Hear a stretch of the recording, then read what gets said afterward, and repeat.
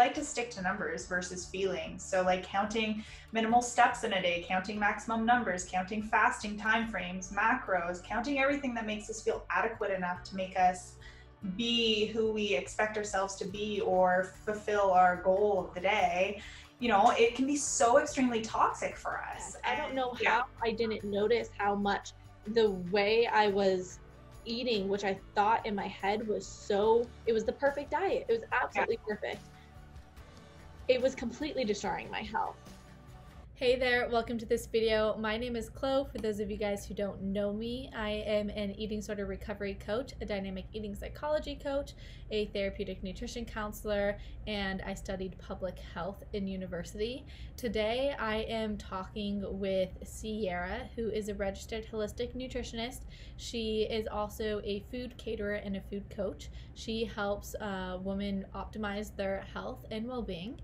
Today we are really just having a conversation here on our stories with orthorexia, and I like it because we didn't even really go like, so this is what happened to me, and like, at the age of 5 this happened. I literally just pressed record as we were talking in the beginning, just chatting, and then I was like, I should just record this and let's just like start rolling with it. So I really liked it because there's more of just like a conversation between two people who have spent many years suffering from orthorexia, which is sort of this fixation on healthy eating, on having to eat the perfect diet, and it really wrecked both of our lives. And so we hope to really just bring light to the importance of really just letting go with your food and allowing life to just be full and vibrant in so many other ways, and to stop fixating on the exact macronutrient ratio of your breakfast every morning, and to really recognize that health comes from, those moments that you go out to dinner with a lot of your friends and you order ice cream after. And health comes from having a free mind and letting go of guilt from eating, quote unquote, the wrong food. So we really dive into a lot of different topics here. We are going to be doing a video series, so the next ones will definitely be more planned out, and we will have more of a topic that we are specifically addressing in regards to orthorexia. But like I said, this is just a good conversation in between both of us. So I hope you guys enjoy the show. Make sure you subscribe and you like this video if you want to see more things like this. Thanks, guys. So we are just going to zoom in now into the first thing that Sierra was talking about as I pressed record. Might be in the middle of her sentence, I'm sorry, but you'll catch up here. So before we dive in, guys, I wanted to share something that I found on Sierra's Instagram page, because I thought that this post that she wrote back in September really just shared her story and really gives a good sort of setting for the topic that we have today. So Sierra writes, "Obsessed with food or health? You're not alone. It took me years and years of healthy living in an unauthentic world of obsessiveness. Diets to help heal me made me worse. Diets that were supposedly the best for optimal health were letting me suffer. Unveiling the mask of orthorexia can seem scary, as we've created our mindset to protect us from the unhealthy life for so long, controlled by food or exercise, fueled by information and social standards. It's time to open up the new meaning of wellness with ourselves and stop fighting the war inside us. Ending the narrating conversations of what a balanced, healthy, socially acceptable lifestyle is, and intuitively listening to what our bodies actually need. What works for one person may not work for another. This is our DNA. What one person looks like can never be replicated into someone else. This is our DNA. While one healthy lifestyle may work for someone, it may not work for you. What's important is that we feel good inside our heart and soul. It's time to take back your life and nourish your body." Because I feel that when we're really, really happy with the direction we're going, we're confident with the choices that we're making, we're going to make the right choices because we're listening to ourselves, and internally we know what's best, right? Like, you don't become intuitive, you are intuitive, just the same as you don't become human, like we are human. So speaking like that, it's we just got to tap into it and get to that level of understanding what's right for us, and moving away from listening to everyone else's input. So for me, what it's really been has been a deconstructing of all the lenses that I have, over the years put in front of myself. And I've done this, and I was talking in my Why I'm No Longer Vegan video. Like I did Such this a great video. Thank you. But I did this younger when I was leaving the religion I grew up in. Like that was a huge lens that I had to learn how to take that label off of me and to see the world in a completely different light. That's a lot of the work I do with my clients, is taking off these lenses of fat is bad, protein is good, this is bad, carbs are bad, like all this stuff, and really like helping them come with a completely fresh set of eyes to this whole thing called food, and to leave behind all these like labels and previous dietary beliefs that they've had behind, so that they can actually assess like what works for them. And I've been saying on my Instagram so much, like, my diet is completely individual to me and 100% irrelevant to you. Like it doesn't matter to you. Absolutely. I'm so different. Yeah.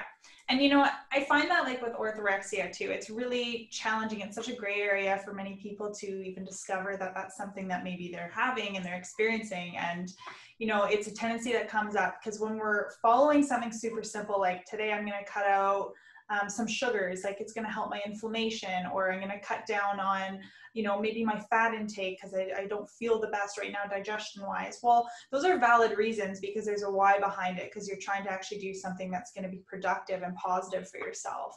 And what I find can really spiral quite quickly and manifest into something not so healthy is when we're doing it for an intention that's going away from being positive and going away from actually having a, you know, a solid why, and we're doing it more for a physical materialistic reason. So, you know, like, are you passing on that bread that's going around the table because you don't want to gain weight because you're scared of how you're going to look, or those 5 extra pounds, or are you passing on it because you genuinely like just don't want it? And that's a valid thing to feel. And I feel that especially with eating disorders, like we feel like we need to go all the way or nothing. And it's not like that. Like we're definitely capable of making choices and being okay to have a salad, but knowing that like if we don't want a salad, we have those other options to experience, and we're 100%, you know, validated to do it. And that comes from within ourselves, not what everyone else says, because it's like you said, it's very individualized to ourselves, and like my diet's mine, it's not yours, it's irrelevant. So it's I had this client who was so sad. She was watching a lot of Freely, the banana girl. So have you heard of her? I have, yeah. Of course, naturally. A lot of people have. If you haven't, don't look her up. It's not worth the time. She's out there like promoting this like all banana diet, right? It's like she'll eat upwards of like 80 bananas a day with like 50 dates, and like that pretty much is all she eats. And so I had a client who came to me, and she was on the Freely diet, and she was like, I'm eating all these bananas. And I was like, okay, how's that going for you? She's like, I've been breaking out.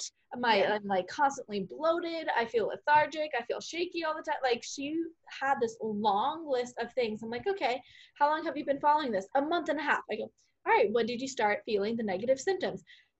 Literally like day 1, it was just so bad. I'm like, okay. So what made you continue to eat the banana diet that was making you feel like shit? And it was just such this, but she said it was healthy. I'm like, okay, honey, well, obviously not for you. And I would say probably 99.9% of the population eating 80 bananas a day is not going to be healthy. But it's so funny how it's not even just like we reject food for like what you said, the purpose of like, I'm skipping on the bread because I have these physique goals and all that. We will make ourselves eat certain food that we have read is like healthy and good for us, and stick to these diets even when they don't work for us at all. Yeah. And it's so like, that's a great point too, because you can have these food items and these food groups that are healthy. And I mean, there's not even anything that I could say that would go against saying that plant-based foods and ingredients, they're amazing for us. They offer our body so much nutrition, and it can be very nourishing to ourselves. But there is that line too of, you know, just because bananas are healthy or just because dates are healthy doesn't mean that that's what we should be eating or what we shouldn't be eating.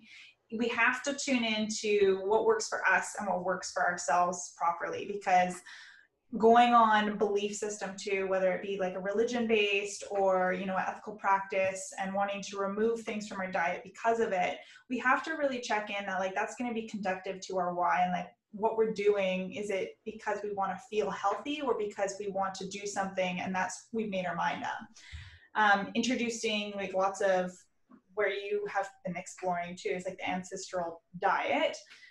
It's very, very interesting to go back to the basics and check in, say, you know, like instead of saying, what do I want to look like? You know, like, how do I want to feel? Like when people are following sometimes plant-based diets and they're experiencing bloating and constipation and gas, and they're very, very uncomfortable getting heartburn, and they're doing it because they want to be so healthy, they want to seek that, and they're thriving to get to that point where they know they're gonna, you know, they see that it's healthy, so they should just keep doing it. Well, then they don't get there, and then they're uncomfortable, and then it's a cycle, and it becomes this manifestation of negativity, which is only conducting, you know, this harmful ecosystem in our guts, that we're not going to feel good, we're not going to feel happy, and we're not absorbing the nutrients properly. So, you know, even looking back as to like my experience with orthorexia and food, it's so hard to go back to when it first happened, because there's been so many different areas that it's come about, right? Whether it be my school, or even younger as a child, just hearing that, sugar-free diet's the way to go. Sorry, you know, like buying sugar-free maple syrup full of aspartame, you know, and it's changed, but it's been the same. It's because I'm not listening to why I'm doing things. And that's really when I realized, you know, a few years back that there was an issue. Well, and this is where orthorexia gets very dangerous, is you do this thing, say like you mentioned, you know, these people, they're plant-based, they're feeling bloated, they're feeling gross.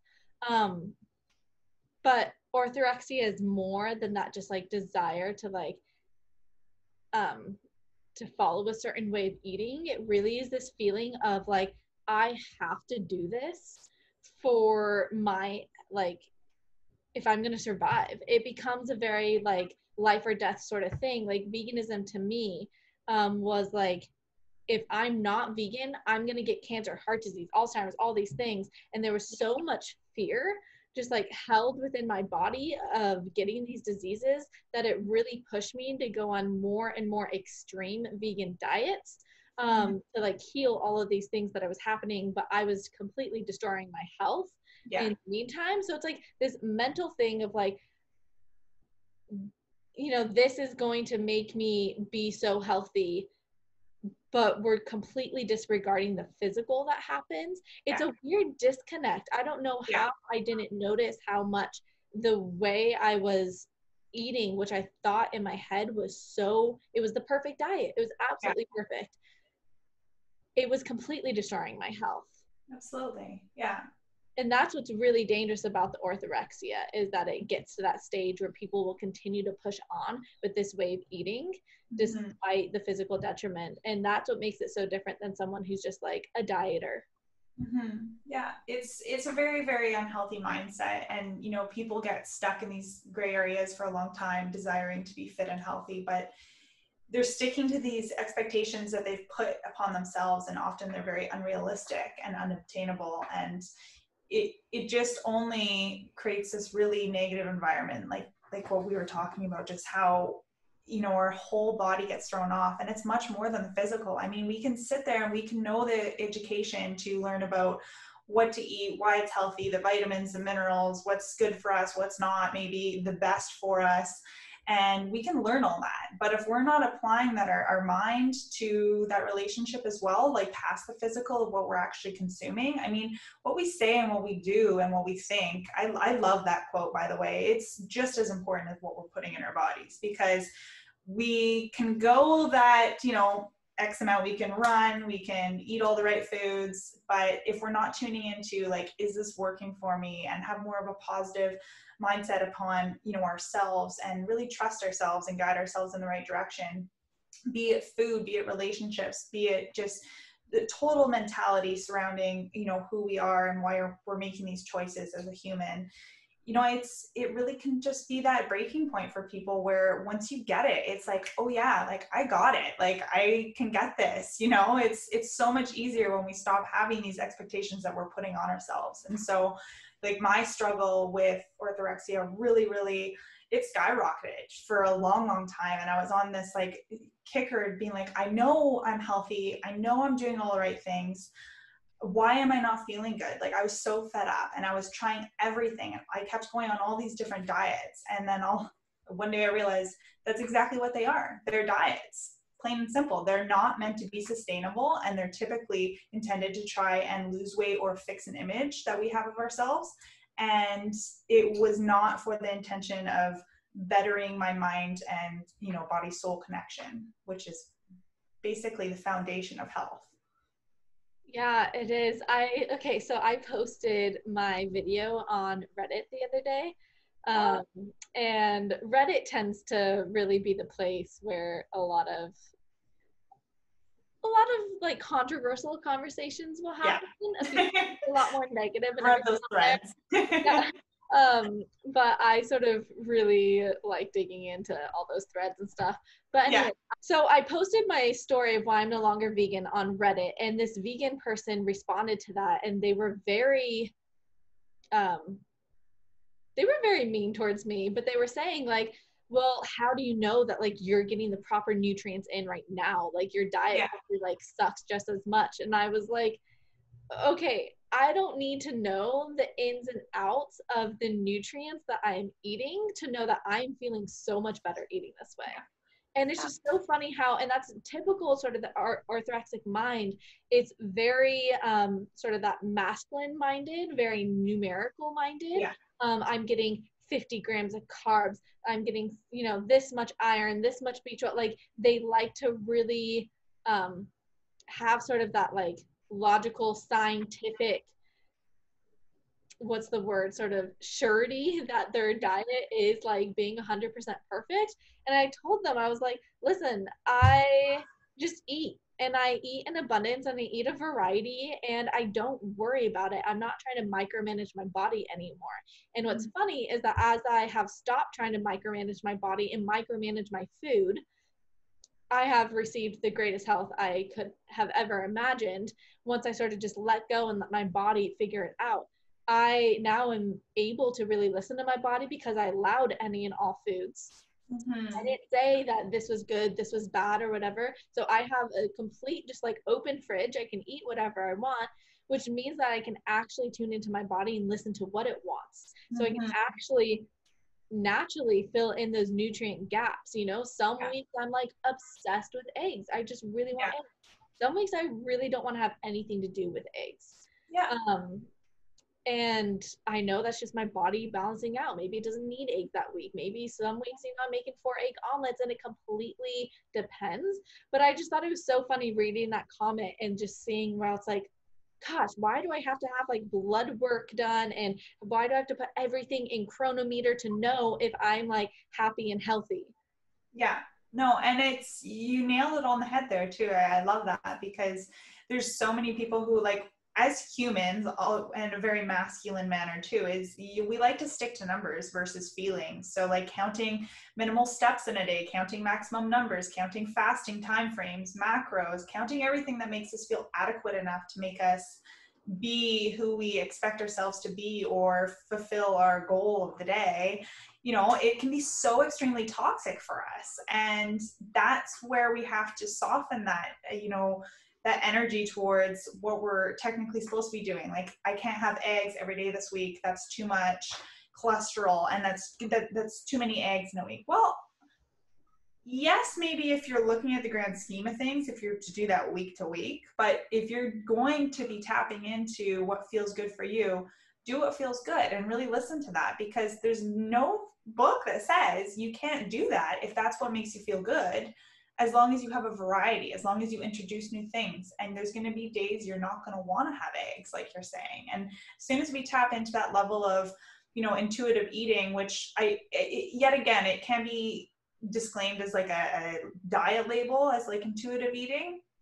So I say that a little lightly, but intuitive eating really is, like I said, it's the same level as being a human. It's not something you do, it's something we are. Like, we are intuitive people. We are intuitive humans. So when we just go with what works for us and we know we're making the right choice, it's going to be natural. It's like an intuition feeling. So when we finally get to that point, which can be such a breakthrough, it's not one day we wake up and we're like that. And that's what a lot of people see from, yourself or me, that they look at it and they say, oh, wow, like, how'd you get there? I could never do that. Or, well, it was one day at a time, right? And it takes one courageous thing to change in our lifestyle and our diets, from maybe eliminating the word diet, maybe eliminating following something, eliminating, going against the grain with certain things that we have been considering healthy, which is maybe very unhealthy for us, be it mentally or physically.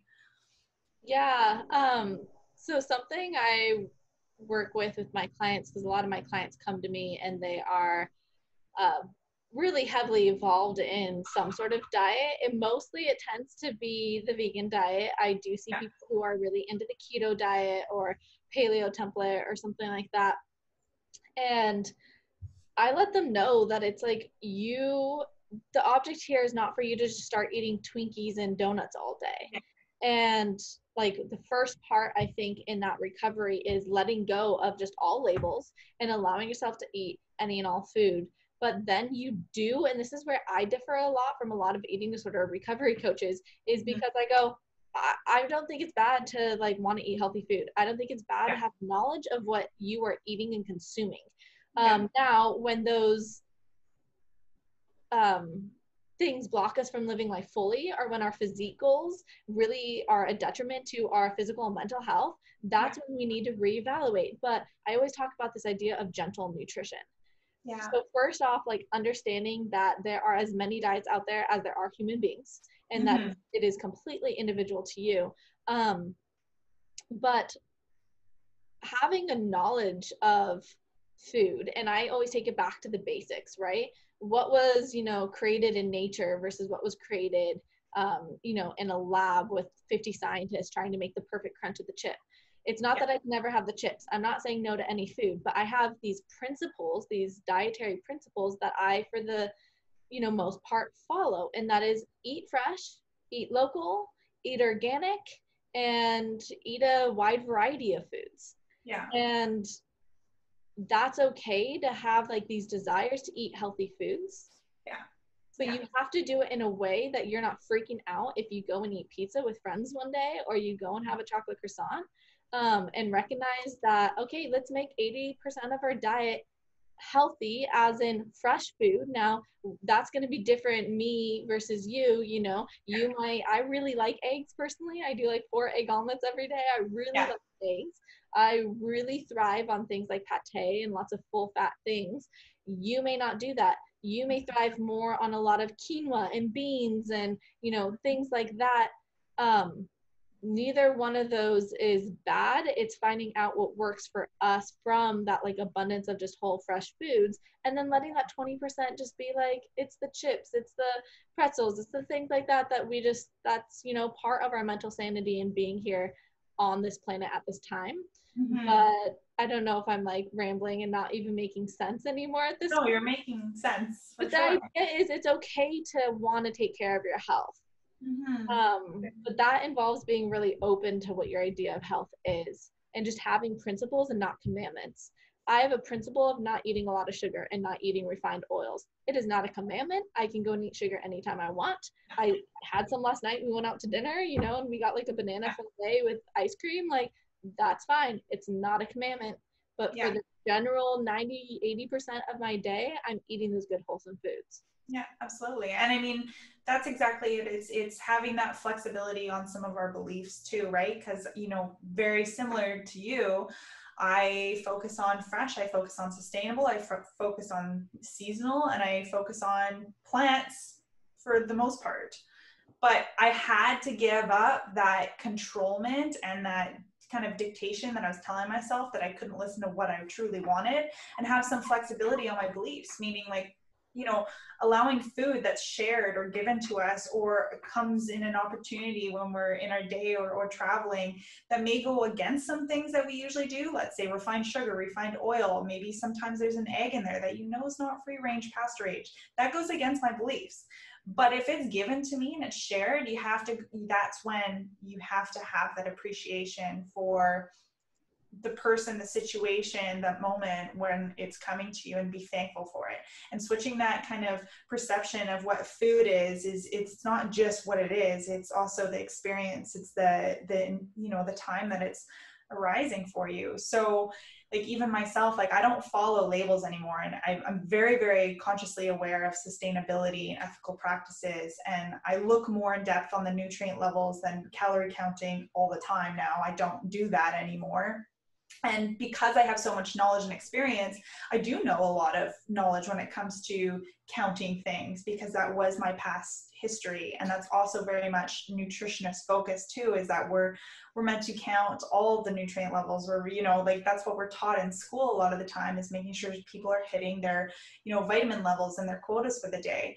But I had to switch that mentality and know that knowledge and be able to honor that, but also move away from it and say, that doesn't always conduct a healthy mindset for myself. So, like mindfully choosing the right animal proteins, and being able to incorporate that into my life in a way where it's coming from a conscious and very mindful state. It's just been the best experience for me to kind of break out of my shell of orthorexia by listening to what's going to nourish me, but also at the same time be, positive for me, and, not always focus on just the food aspect, focus on the experience of it all. So I have a past client. I worked with her like a year and a half ago, and she was someone who really dealt with orthorexia, and her big thing was gluten and sugar. Like that was her biggest thing. Was she was so adamant about staying away from there, but she was also really adamant about how ill gluten and sugar made her feel. She's like, anytime I do it, I just have like the distended belly, and I feel so bloated, and I'm constipated for days, and I'm sitting in bed. And she just had this, whole sort of just explosion around these two things. Yeah. So over the course of our time, she ended up falling in love. Mm-hmm. And she ended up going to her boyfriend's mom's house. And they planned this whole sort of, this is pre-COVID times here. They were going to this big sort of like concert weekend camping, sort of not Coachella, but something like similar like that. Big festival, music festival. I'm like, I can't remember the name for these things. Like, we haven't done them in a long time. So they're going to this music festival, and she was just super excited to meet his family, to meet his mom, and to be with them. And she was in love, and everything was super happy. So when there, they went to this food truck, and they went to get churros. And she didn't think twice about it. She was like, I'm just in such a good mood right now. Who cares? I'm going to eat the churro. It's going to be great, whatever. And she came back and she was like, Chloe, I did not experience any bloating. I didn't experience any headaches. I didn't even break out. Nothing happened. I digested it perfectly fine. Like, it was fine. And then she went and she was like, okay, so I'm going to do it again. I'm going to have another churro. So she went by herself to, she probably went to, to the local restaurant, wherever she was, and she got a churro. But she was really questioning it. She was telling me, I was really questioning that it was actually going to work. And I sort of doubted myself when I was standing in the line. She ate that churro. She was out for a week. Yeah. She just, such bad digestion. She called me. She was in pain. She's like, oh my gosh. I'm like, it really goes to show how much our environment and the energy and the thoughts that we have really affect how we digest and assimilate food. Oh, absolutely. I used to be so strict with my diet that I never ate food with my family. Never. I would go into my own little studio and I would make my food, and I would literally watch from a distance as my family all gathered around the table and ate. And I had the worst digestion in my life during that time, even though I was eating the cleanest, purest food. Yeah. And then I started loosening up and I started eating with my family and I started really working on my orthorexia. And it was just so astonishing to me how every single time I ate with my family, I didn't have digestive problems. Yeah. Every single time I ate by myself, I had digestive problems. Mm-hmm. And it was just there's such a healing aspect of eating with others, of receiving nourishment from other people that we cannot, we might not have the scientific sort of reasoning behind that. Mm-hmm. But so many people feel this way, and it's time that we really acknowledge, like you're saying, the mental, emotional, the spiritual, soulful aspect of food, and recognize that it's so much more than just numbers and nutrition. And I now in this day, like I don't go to the family dinner table because I feel like, oh, I'm lacking vitamin C. I need to get more, B12. That's not why I eat. I eat because it's a time for me to commune with others, to relax, to enjoy myself, to eat something pleasurable, to have fun. And like, that's what's really healthy. And it's time that we stop putting health on just these like micronutrients, because it's so much more than that. Oh, it's so much more. And as I process through like my own journey as well, and you keep going through your growth, it's amazing what comes up. And I'm noticing just such a huge connection with our mind connection to how we are going to assimilate foods, how we're going to be absorbing our nutrients. And I have had clients, and I'm actually with one right now, and it's very, very similar in that aspect where she's been struggling for quite a while now, just trying to break through these barriers of feeling uncomfortable in digestion. And a lot of the times, like she will even say it, she's like, I think it's just, maybe it's just me. Maybe it's just the way I'm thinking about it. Maybe I'm overthinking about it. And right there, that is what can get in the way sometimes of just feeling our best, and not because it's our thoughts, right? So if we put some love into something, when we cook something and it's homemade, it's like, oh my God, it's so good. And then we can go home and recreate that recipe and we're like, what the heck happened? It doesn't taste good. So it's really, really funny the way that all works, because it is the experience, and we need to honor that. We need to respect that, because when we're with people, if you're allergic to something or it really doesn't make you feel good, do not have it. Like, that's plain and simple. That is listening to yourself and respecting your boundaries of what's going to make you and serve you best. But yet again, going back to the why, like, why are we doing it? And for many, many years, similar to you, like I would be so strict on things because I was like, oh, I don't want to have gluten. I don't want to have sugar. It doesn't make me feel good. Or, certain things that would come up, and I'd put these rules on myself. And sometimes when I'd slip up, the guilt that I would feel would be overwhelming. And it's like I couldn't even keep up with my own thought process, because like the guilt was so heavy. I felt like such a failure. And yet again, even me saying that right now, I'm like thinking, wow, like that's how I used to talk to myself. Like, no wonder I didn't digest things, because someone's telling me I suck every day, every time I eat. Or if I have a craving, I'm like, Sierra, don't be hungry, like you just ate. Well, yeah, I didn't eat fucking enough, and I didn't eat the right foods. So yeah, the guilt and the stress over eating a certain way will kill you way before just eating that dang food and like moving on with your day. This was such a hard lesson for me, Sierra. Like, it was years and years of being so fixated on eating healthy, clean foods, and my health was just so bad. It was so bad, both mentally and physically. And there was just such a huge weight on my shoulders that was really slowing me down and weighing me down. And it was just so weird to me how it was like, and I posted this on my Instagram the other day.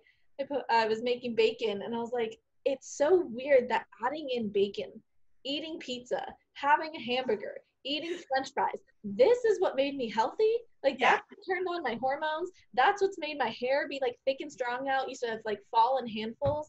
That's what like got rid of my jaundice. That's, all these things where it's like, aren't hamburgers going to be what like kills my liver? Now, why is my liver working better now? Yeah. Because overall, I'm living, like, I used to live in such a just restrictive state, and I was so preoccupied, so in my head about everything. And now I'm just living in such an open space. An open space. And I really, that's why it's flow with Chloe. The whole idea was like, I found my flow. I found what works. I finally stopped trying to like grapple onto things and just like swim upstream. And I finally just let the river take me downstream. Yeah. And sure, there's some bumps and there's things along the road, but that doesn't matter. My trajectory is downhill. And it's so much easier than trying to work uphill. I'm just so much happier of a being that it really is funny when people will like attack me for eating a different way now and like not being vegan. And it's like, you know what, this, say it wasn't, say veganism is like the best diet and what I'm eating right now is not. Mm-hmm. I'm feeling better for the very reason that I can just go to my parents' house and eat whatever my mom is making. Yeah. I feel free. I feel way better. I feel connected to my family. And again, those are the things that really matter most. Yeah. Yeah. A lot of the work I do with clients is just taking them out of this like fixation of food and really just being like, stop thinking about food. Mm-hmm. I want you to like start playing an instrument. I want you to join a dance class. I want you to like start journaling every day. I want you to start doing all these things, gardening, so that your life becomes so full that food can finally take its rightful place. Yeah. And we can use what we've learned via nutrition. I studied nutrition like you did. We can use a lot of these principles and tools that we've learned. A lot of it's just common sense, to be honest. Like, don't be eating Doritos every day. Like, eat fresh fruits and vegetables, eat whole grains, eat, you know, organic animal products. Like, it's sort of just common sense. Sorry to say it. We don't need to overly fixate on it. The body's really amazing in its ability to just assimilate a lot of different foods and to take what it needs from it and excrete the rest. And you just need to focus on making your life full and happy and just joyous.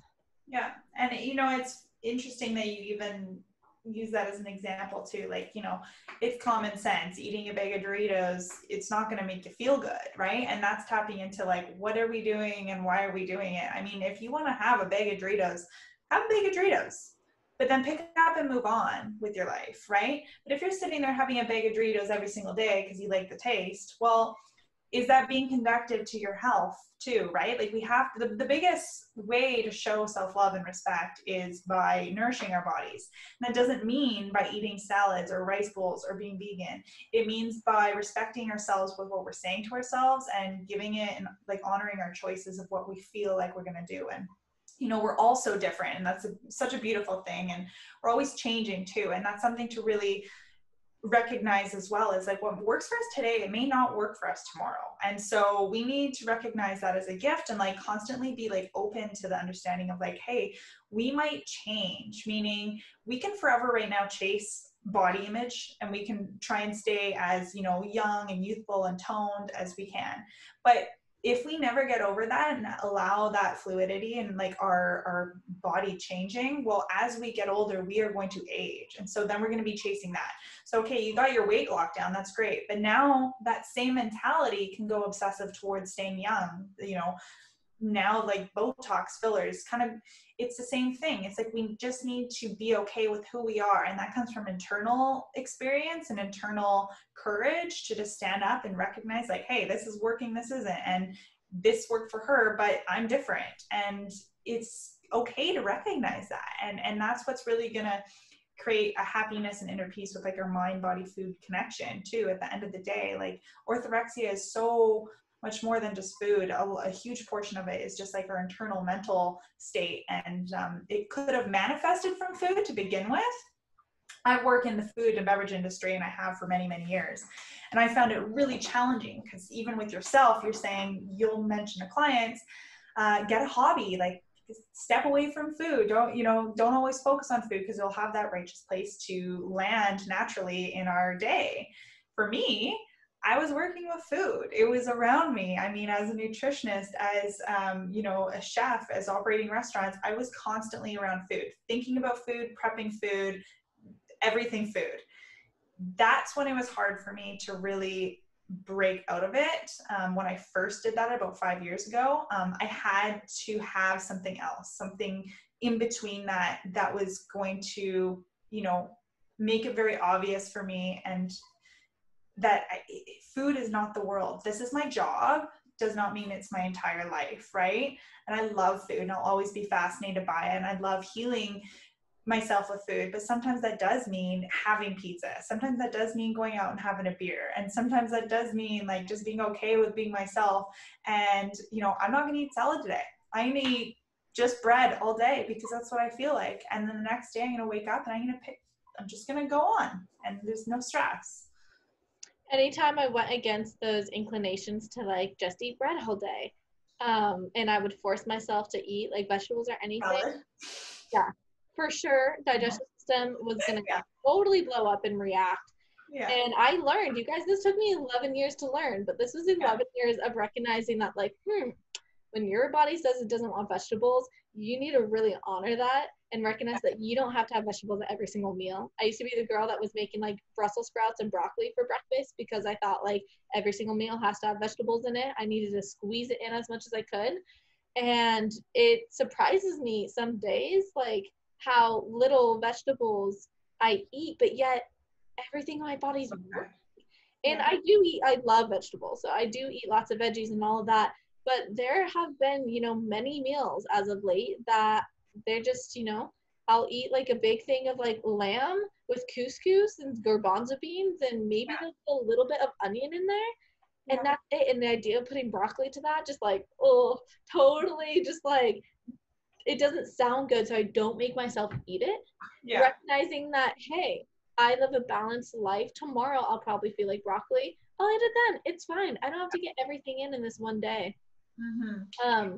I want to talk to you. I'm curious if you felt this. For me, with my orthorexia, there was this huge energy of like moral superiority. This like, I'm better than thou. I can stick to this rigid diet. Oh, you like, you awful sort of heathen. You're eating sugar. You're eating bread. You're eating all these things. And in me, I sort of got this like ego high off of having my pure diet. And I think that was one of the hardest parts about letting go of this, was the identity of not being that like healthy, fit chick girl anymore. Mm-hmm. I'm curious if you have gone through a similar experience. Well, I find it's a control thing too, right? So with many eating disorders, controlment of feeling like that egotistical, like, oh, I'm better than you and I can eat better than you, and I, you know, oh, you don't exercise all the time, well, I do. I mean, like, there's things that, because it's classified as right and healthy, and it's been deemed as this better thing, this better person, you're healthier, it's classified, it's marketed that way.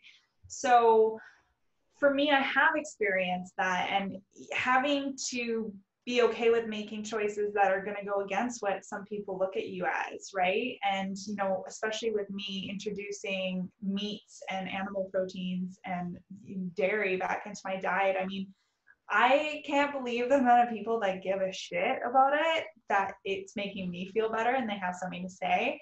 But I've had to soften that too on myself and just make a decision based on what's going to make me feel good. And having to drop that ego that I had with myself of being vegan or being better, it's like, it's never felt more liberating and freeing. So at first it was a little bit more challenging, but I have been able to move through it, and I've been the happiest I've ever felt. So it's been entirely worth it. And it's about making that first step and choosing what really matters to you. So yeah, I have had a similar experience to that.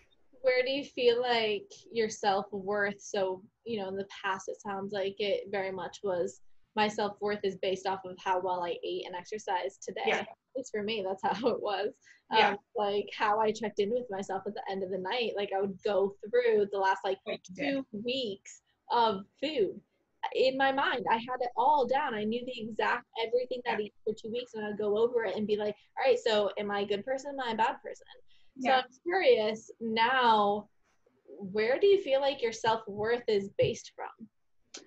It's based around the company I keep, but that includes me. That includes what I do with my day, but it's not focused around food and fitness all the time like it used to be.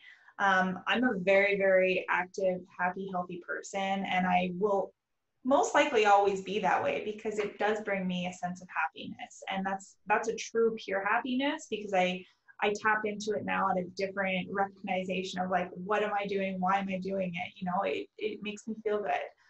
But I have also really been able to drop that down and like be able to spend time with my family now and have that quality time and be able to relax and like go away and not have to think like, oh, when am I going to fit in an exercise, or where are we going to eat? Like, are they going to have food on the menu I'm going to want? I mean, does it come up for me still? Sometimes it does, because the situation and the day to day is different. So some days I feel stronger than other days.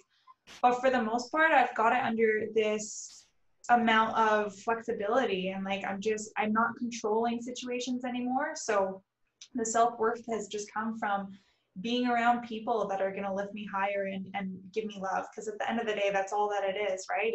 And it comes from myself too. So meditation's been huge for that. And I'm a very, very big believer in meditation and being able to sit with things that are uncomfortable and being okay to go with the challenge instead of averting from it. Because it's very easy for me to eat healthy and exercise every day. That's easy. What's not easy is not doing it. And that's when I knew I had a breakthrough, was when I'm able to sit and be like, oh, like, I don't want to move today. I'm not going to move today. I don't want to have broccoli with my curry. I'm not going to have broccoli with my curry. Like, you know, it's that acceptance, and that's truly where my self-worth has been able to shine through. Yeah, I've always said if there's no challenge, there's no change. Yeah. Especially in eating disorder recovery, if you are not challenging yourself, there will be no change. You'll be exactly where you're at. I went through a period of being sort of like the yes man. I had to say yes to every time someone would offer me food. Yeah. Or they'd call me up on the phone. My friend would call me up and be like, hey, do you want to go grab food? And so I very much had to say yes to everything. And instead of thinking about it and trying to quickly like review my breakfast, review my lunch, like, is it okay if we go out and get curry? Like, should I do this? I had to just be like, you know what? Yes, it's just food. Just say yes. And that was a practice that I had for a couple months there to really get me out of this need to control the food and this need to have my diet be perfect every single day.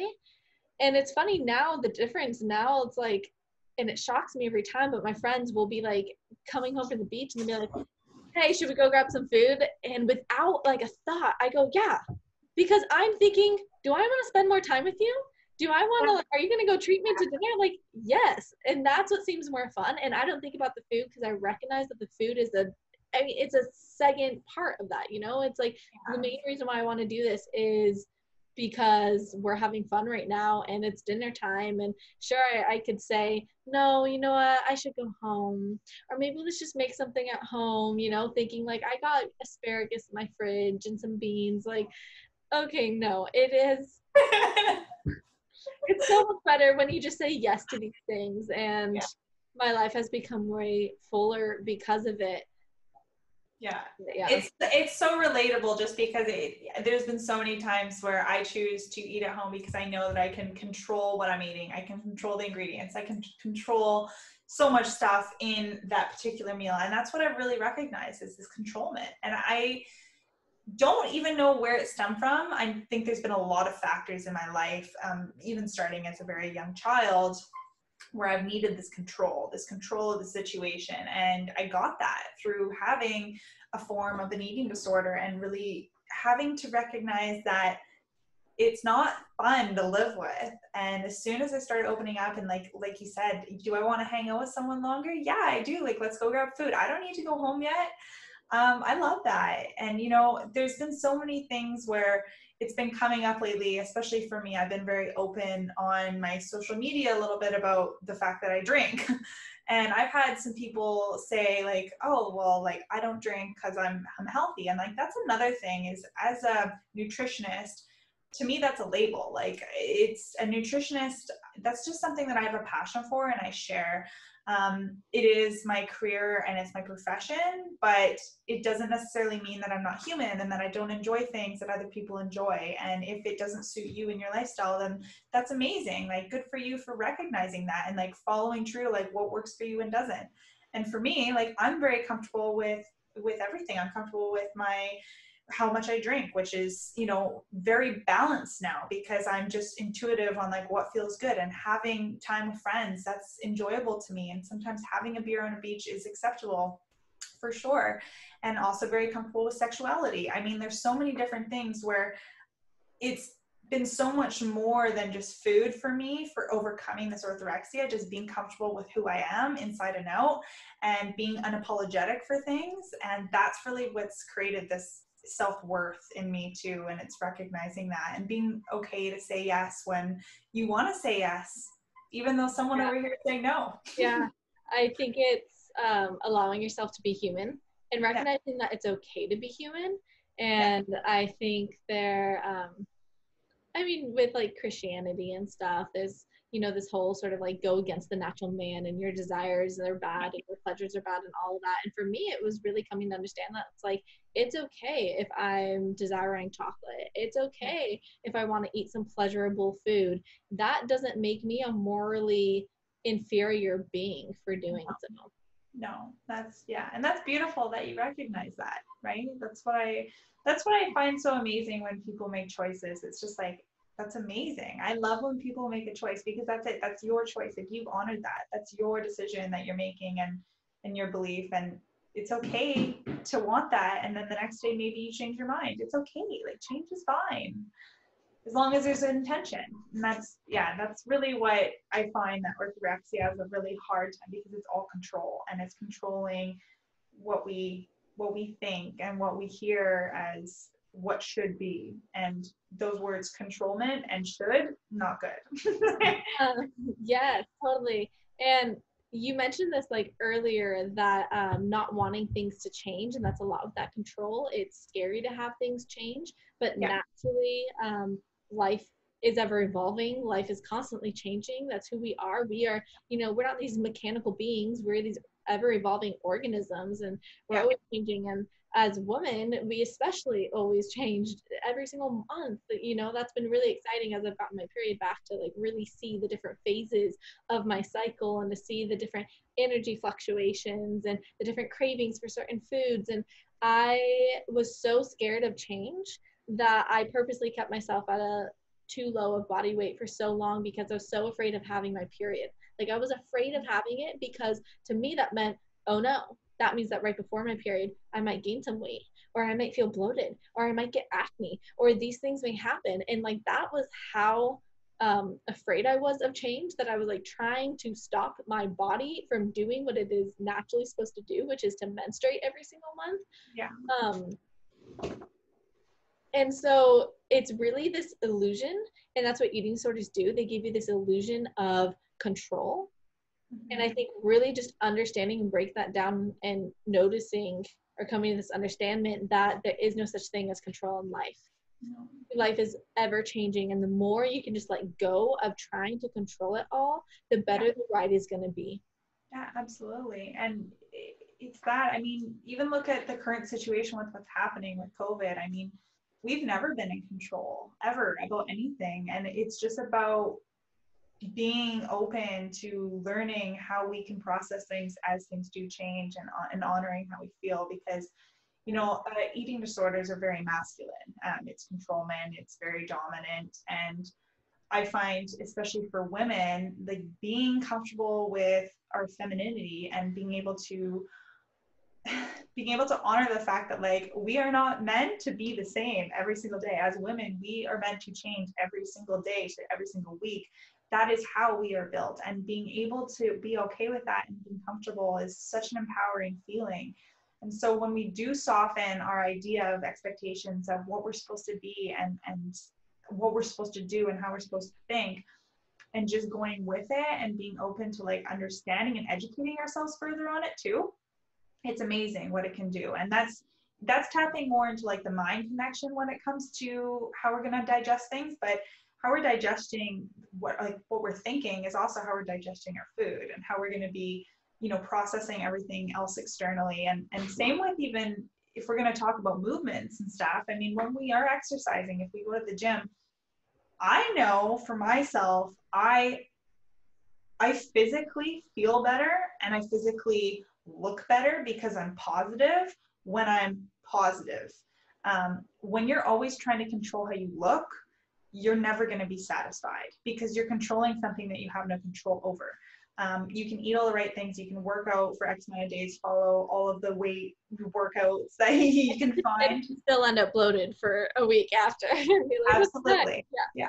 And that's just it, right? It's people are constantly trying to chase something that's just, it's unobtainable. It's unrealistic. Well, so and I think Instagram for sure and social media has played a huge role into that. Which we see when we go on our Facebook or Instagram pages, like all we see are these girls, these super tiny waists and their 6-pack abs are showing and all that.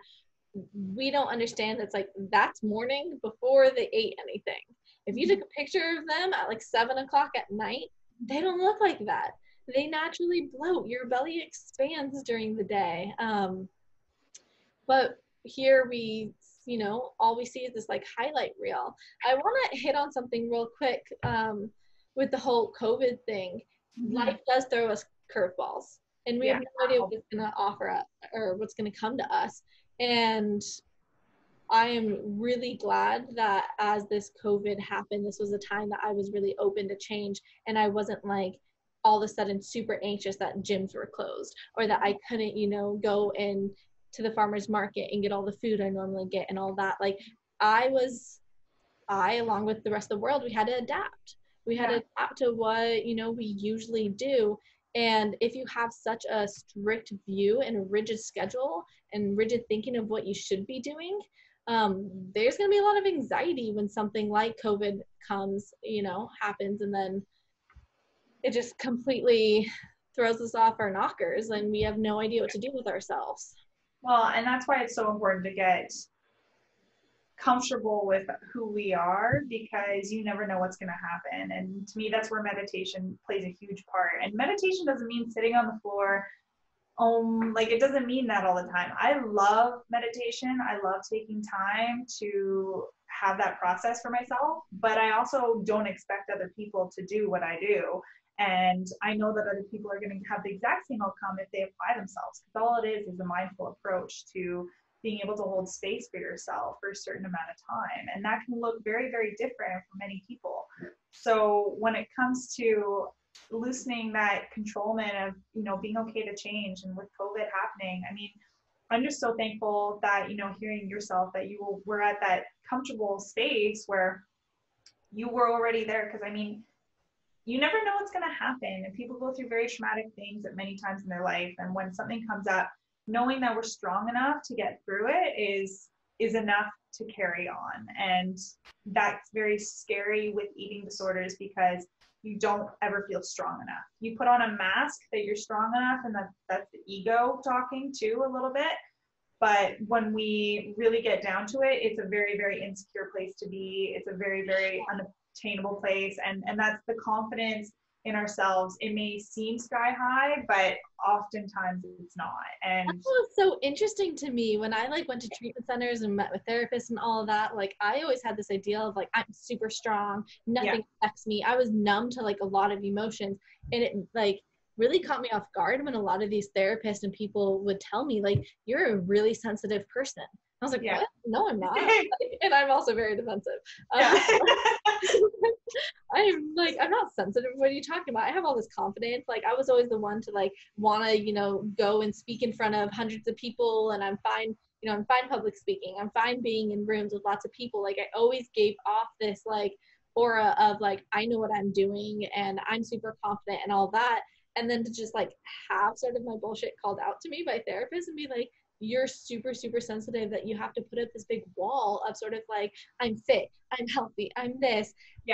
Because you really worry about what other people think about you. Yeah. It was And getting validation from other people means nothing. You have to validate yourself. And I was just actually speaking with a friend this morning about that is, validation is, we have to create that ourselves, and we can get it from other areas like friends and family as well. But at the end of the day, we have to validate ourselves and know that we are worth it and truly believe it. Because with eating disorders, you don't believe in yourself because you don't feel like you're ever in control, because you are never going to be in control. You can never control a situation. And just as soon as you realize that, it's the world cracks open. And it's been such a beautiful thing for myself to be able to go through, because I wouldn't be where I'm at now. I also wouldn't have had the experience I've had without it. And I'm super thankful for it. And I think that's another thing, is just being able to appreciate the journey of like where you've gotten. And, you know, I never look back and regret ever going through what I've been through. It's just been an educational piece and experience. And, you know, I'm very thankful I've had the strength to get out of it. Yeah. So wrapping up here, Sierra, we talked about a lot of different things today, and we will be talking a lot more, and we will dive into specific topics. I have more that I want to say, but this was like just a very natural conversation. I loved it. You guys who are listening, I literally just started pressing record as we were like talking in our like pre-show notes, and I was like, I'm just gonna press record and we'll see where this goes. And I'm glad, because I think it's time that we have more of these natural conversations where they're not so like put together. We sort of just speak on our mind.